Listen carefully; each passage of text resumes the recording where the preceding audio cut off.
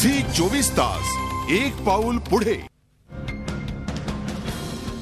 अख्ख्या मुंबईसह उपनगरांच्या पुनर्बांधणीचा प्रस्ताव महाराष्ट्र राज्य शासनाच्या नगरविकास विभागाने तयार केल्याचं आपल्याला कळतंय।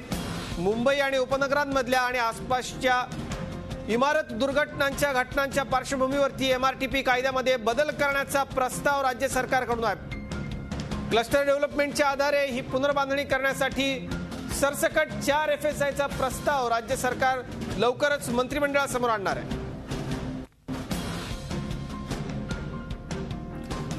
आमचे प्रतिनिधी दीपक भातुसे आपल्याबरोबर आहेत। दीपक, अत्यंत महत्वाकांक्षी विचार राज्य सरकार करते, पण या सगळ्यावरती नेमक्या नगररचना तज्ञांच्या काय प्रतिक्रिया आहेत? एमआरटीपीत बदलाचा प्रस्ताव आहे, मुंबई शांघाय होणार का आणि उपनगर शांघाय होणार का? इतर शहरं ठाण्यासारखी शहरं शांघाय होणार का? अजित, मागची जी मुंब्राची दुर्घटना झाली होती त्याच्यानंतरच साधारणतः नगरविकास विभागामध्ये शहरांच्या विकासासंदर्भातील प्रामुख्याने चर्चा सुरू झाली आणि धोकादायक इमारती आणि अनधिकृत इमारतींची संख्या मोठ्या प्रमाणावर असल्यामुळे या इमारतींचं करायचं काय हा प्रश्न सरकारसमोर होता आणि क्लस्टर डेव्हलपमेंटचा जो पर्याय समोर आला, कारण 2009 सालीच खरं तर मुंबईमध्ये क्लस्टर डेव्हलपमेंट सुरू झालेला आहे भेंडी बाजारच्या रूपाने, परंतु पूर्ण शहरासाठी क्लस्टर डेव्हलपमेंटचा आता विचार राज्य सरकार करत आहे आणि शांघायने ज्याप्रमाणे काट टाकली आणि पूर्ण शहराची शांघाईची उभारणी जी आहे ती पुनर्बांधणी करून केली, पूर्ण शहर नव्याने उभारण्यात आलं सुरुवातीचं जुनं शहर पाडून, त्याचप्रमाणे मुंबई परिसरातील जी प्रमुख शहर आहेत त्यांचा सुद्धा त्याच पद्धतीने विकास करण्याचा विचार आता राज्य सरकारच्या नगर विकास विभागात सुरू आणि त्या संदर्भातला प्रस्ताव सुद्धा तयार करण्यात आला आहे आणि प्रत्येक सेक्टर वाईज ते पुनर्रचना केली जाणार आहे। मग त्याच्यात धोकादायक इमारती असतील, जुन्या इमारती असतील, अनधिकृत इमारती असतील, त्याचबरोबर जर झोपडपट्टीचा भाग असेल तर तो असेल, परंतु चांगल्या इमारतींसंदर्भात सुद्धा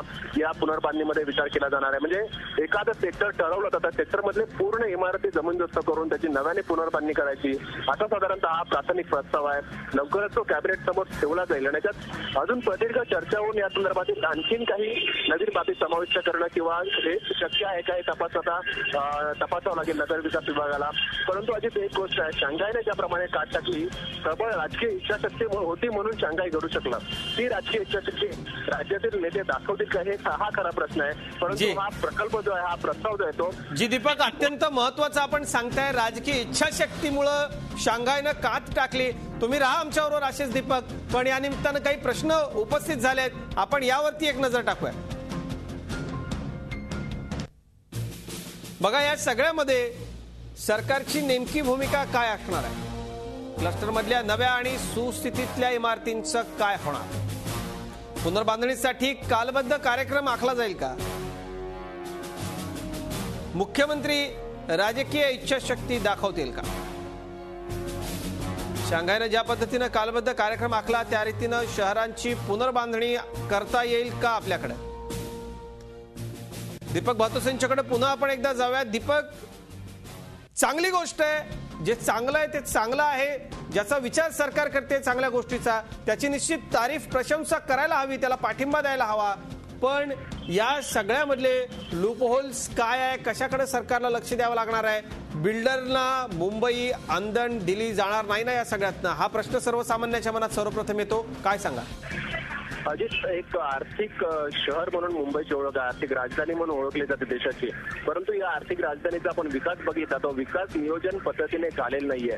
कुठेही जागा मोकळी दिसते तिथे इमारती उभ्या राहिलेल्या आहेत, अनेक अनधिकृत इमारती उभ्या राहिलेल्या आहेत। त्याचबरोबर दक्षिण मुंबईमध्ये 100-125 वर्षापूर्वीच्या जुन्या इमारती उभ्या आहेत, त्या मोडकळीत चाललेल्या आहेत। त्यामुळे या सगळ्यांचा आता सरकारला विचार करावा लागणार आहे कधी ना कधीतरी, कारण मुंबईची ही वाढ अशीच सुरू राहिली अनियोजन पद्धतीने, कुठल्याही नियोजन न करता। दीपक, आपल्याबरोबर नगररचना तज्ञ आहेत सुलक्षणा महाजन ठाण्याहून, आपण त्यांच्याकडे जाऊयात। सुलक्षणाजी, राज्य सरकारनं ज्या पद्धतीनं ही घोषणा केली आहे किंवा राज्य सरकार मंत्रिमंडळासमोर प्रस्ताव आणू इच्छित आहे, सगळ्यात आधी सांगा की राज्य सरकारनं हा विचार केलाय, या सगळ्याच्या पाठीमागे निश्चित आपण राज्य सरकारचं कौतुक करायला हवं, पण काय नेमकी खबरदारी या सगळ्यात बाळगायला हवी?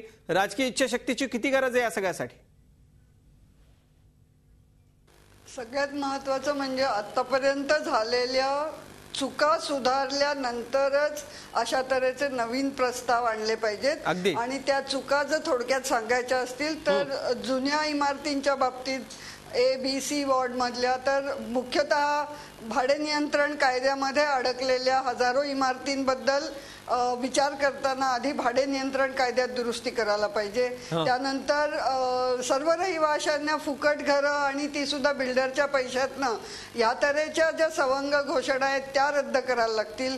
तिसरी महत्वाची गोष्ट म्हणजे प्रत्येक विकासामध्ये 70% लोकांना आपलं मत नोंदवण्याची मुभा आता आहे. आपलीकडे लोकशाही असल्यामुळे, जे चीनमध्ये नाही आहे. परंतु जर लोकशिक्षण केलं नाही, लोकांना विश्वासात घेतलं नाही, त्यांना नीट समजावून दिलं नाही, त्यामुळे सरकारनी केवळ घोषणा करून शांघाय होत नसतं. शांघाय करायचं असेल तर त्याला एक तर डिक्टेटरशिप लागते, नाही तर लोक सहभाग लागतो. आणि आपल्याकडे लोकसहभाग मिळवण्यासाठी खूप राजकारण्यांवर विश्वास असावा लागतो, जो आत्ता दिसत नाही आहे. आणि आपल्याकडे डिक्टेटरशिप येऊ शकत नाही, कारण आपल्याकडे हुकुमशाही, राष्ट्र आणि देश हा हुकुमशाही पद्धतीने चालणारा नाही. त्यामुळे आपल्याला लोकांना शहाणं केल्याशिवाय, त्यांना शिकवल्याशिवाय, त्यांना समजावून दिल्याशिवाय असल्या सवंग घोषणा कधीही यशस्वी होणार नाहीत. सुलक्षणाजी, अत्यंत मार्मिक आणि अत्यंत योग्य विश्लेषण आपण सगळं करताय.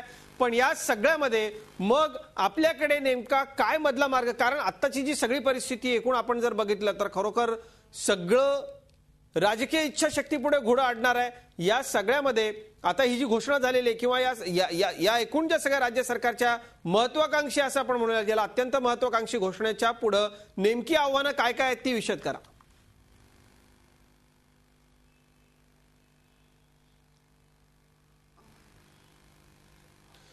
सुलक्षणाजी, माझा आवाज पोहोचतोय आपल्यापर्यंत? नाही, आता पोचायला लागला. जी, मला असा आपल्याला प्रश्न विचारायचा आहे थेट आणि स्पष्ट. निश्चित तुम्ही अत्यंत मार्मिक विश्लेषण केलंय, पण जी सगळी आव्हानं असतील राज्य सरकार पुढे ती सगळी आपण विशद करा. नेमकी काय काय आव्हानं असतील या सगळ्या? माझ्या मते राज्य सरकार पुढे असलेली आव्हानं जी आहेत ती असंख्य प्रकारची आहेत. एक म्हणजे कायद्यामध्ये बदल करण्याचं आव्हान आहे, ज्याच्यामध्ये लोकशाही प्रक्रिया पाळावी लागेल. दुसरं, कायदे बदल करताना तज्ज्ञांना विश्वासात घेऊन तज्ज्ञांकडनं मार्गदर्शन घेण्याचा शहाणपणा आपल्या राज्यकर्त्यांना दाखवायला लागेल. तिसरं म्हणजे लोकांना विश्वासात घेऊन आणि लोकांना खात्री देऊन अतिशय विश्वास निर्माण करावा लागेल. चौथी गोष्ट म्हणजे लोकांना जे फुकट घरांची खिरापत वाटलेली आहे ती फायनान्शियली, वित्त व आर्थिक दृष्टीने अजिबात योग्य नाही आहे, त्यामुळे त्याचा विचार करायला लागेल. पाचवी आणि महत्वाची गोष्ट आहे की असा विकास हा सस्टेनेबल करण्यासाठी नगररचना तज्ज्ञ, पर्यावरण तज्ज्ञ, अभियांत्रिकी तज्ज्ञ आणि नगर नियोजन तज्ज्ञ अशा अनेक तज्ज्ञांची मदत घेतल्याशिवाय असे मोठे प्रकल्प यशस्वी होत नाहीत. आणि राजकीय इच्छाशक्ती जशी तुम्ही म्हणलात शांघायमध्ये होती, ती केवळ इच्छाशक्ती त्यांची होती, परंतु बाकी सर्व मार्गदर्शन हे तज्ज्ञांचं होतं आणि तज्ज्ञांमध्ये लुडबुड न करण्याचं राजकीय धोरण त्यांचं होतं. परंतु आपल्याकडे अशा तऱ्हेने राजकीय लोकांना जर पूर्णाधिकार दिले तर याचं अतिशय दुर्दैवी चित्र आपल्याला दिसेल. आणि आजपर्यंत 40 वर्षांची सुवर्णाजी, वेळ आपली संपत आली आहे, पण एक महत्वाचा प्रश्न माझ्या मनात आहे, तो विचारल्याशिवाय मी राहू शकत नाही. तो म्हणजे ज्या नवीन आणि जुन्या इमारती या विकासामध्ये यांच्याकडे कसं बघितलं पाहिजे, काय नेमकं केलं पाहिजे, कसा हा विकास होईल, टप्प्याटप्प्यानं होईल, त्याचं वर्गीकरण कसं करता येईल, काय सांगाल याबद्दल?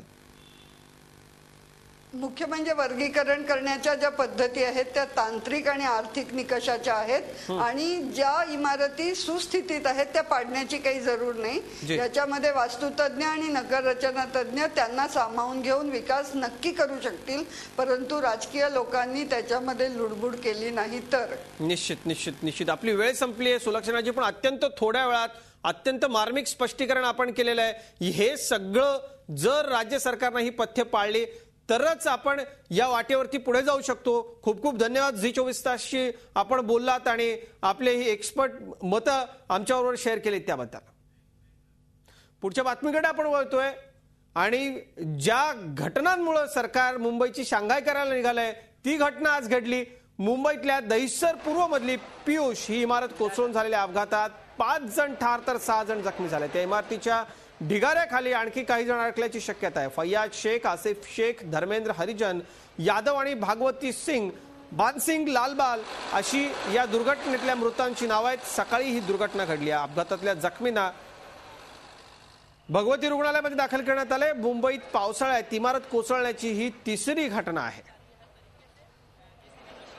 या सगळ्या घटनांमुळे अत्यंत धक्का बसलाय सगळ्या परिसरातल्या नागरिकांना। खरं तर ही अत्यंत धोकादायक इमारत अशी इमारत नव्हती, मात्र भाडेकरू आणि मालक यांच्यामध्ये वाद सुरू होता आणि या इमारतीची कुठली दुरुस्ती केलेली नव्हती आणि त्यामुळे कदाचित ही दुर्घटना घडली असावी। जुनी इमारत होती, 30-32 वर्ष, आणि या सगळ्या दुर्घटनेत 5 जण ठार तर 6 जण जखमी झाले। झी 24 तास, एक पाऊल पुढे।